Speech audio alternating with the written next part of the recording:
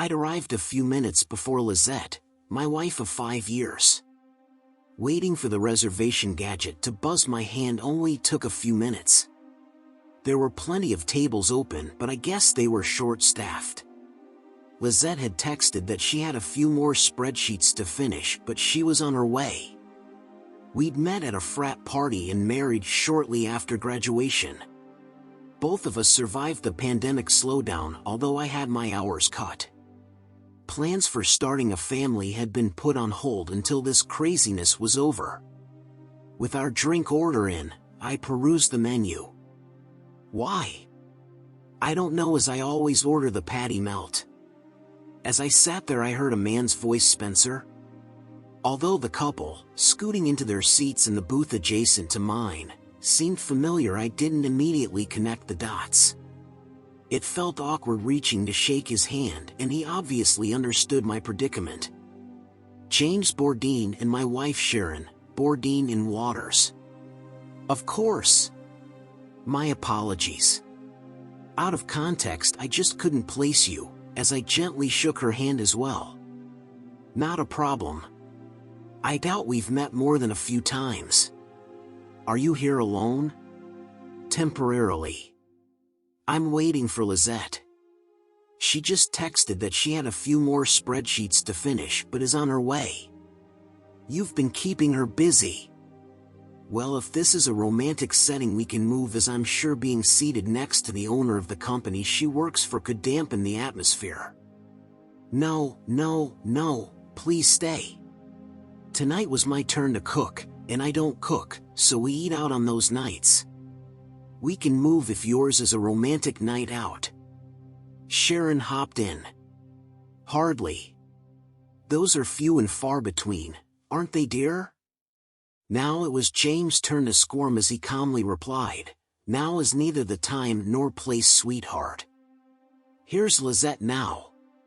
Lizette looked shocked. Mr. Bourdin. What are you doing here? Eating dinner. I can ask you the same question. Well, eating dinner. With my husband. Spencer, you remember the Bourdins? James and Sharon. Hello, Sharon.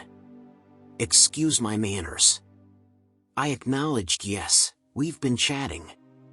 Lizette's face and eyes were contorting in ways I'd never seen before. James was curious. So you've been spending time working on spreadsheets? Spencer made it sound like you were working overtime. Now I turned a curious eye towards Lizette. She was clicking her heels together as if trying to make it back to Kansas.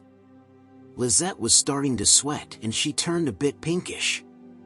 Well, that was a white lie, as I was actually out shopping.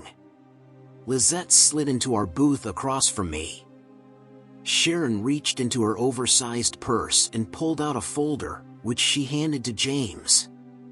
While James slid the folder to me, he stared at Lizette. That would be another, what did you call it, a white lie?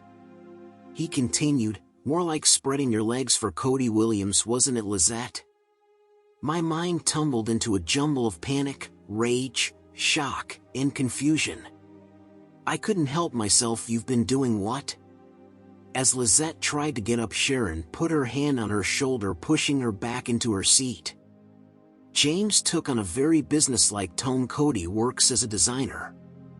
He, as is your wife, are now unemployed. My apologies, Spencer, to spring this on you. The folder in your hands is the private investigator's report, including pictures from an hour ago. Sharon and I found out from our investigator that this is where you plan to meet for dinner tonight.